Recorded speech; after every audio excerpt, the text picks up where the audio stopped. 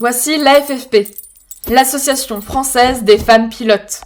Une association dont la mission est de promouvoir l'intégration des femmes dans l'aéronautique. Non seulement les pilotes, mais aussi les ingénieurs, contrôleuses aériennes ou techniciennes.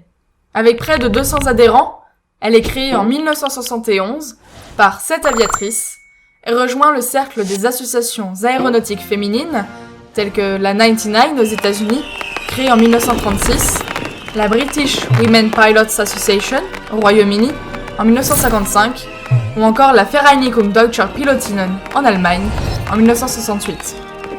Mais une question se pose. Dans quel but ces associations existent-elles ? À ce jour, l'aéronautique demeure un milieu à dominante masculine. Prenons Air France. En 2018, la compagnie comptait 3800 pilotes, dont seulement 300 femmes. Cela représente 7,9% de femmes pilotes. On est donc loin des 50% exigés pour atteindre la parité. Toutefois, cette disparité existe dès l'entrée en formation. Prenons l'ENAC par exemple, l'École nationale de l'aviation civile. Elle est créée en 1949 et ouvre ses portes aux femmes en 1973. En 2018, un élève pilote sur 10 est une femme. Pour autant, leur présence n'est pas anodine, et c'est l'action des femmes pionnières dans ce domaine qui a permis de lever les freins à leur intégration. 1974, Patricia Hafner, première femme diplômée de l'ENAC.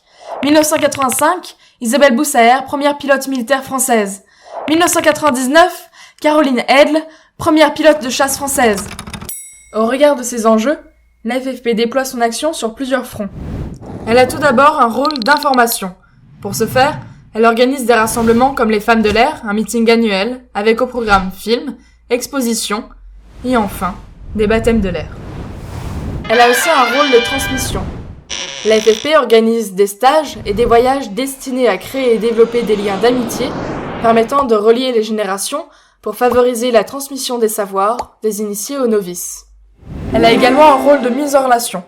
Membre de multiples associations aéronautiques comme les Mirovolants, les Ailes Brisées, l'Aéroclub de France ou The Federation of European Women Pilots, l'AFFP ouvre l'accès à un réseau de passionnés, aptes à initier, à orienter et à soutenir, grâce à ses partenaires d'instances nationales telles que la DGAC et l'ENAC.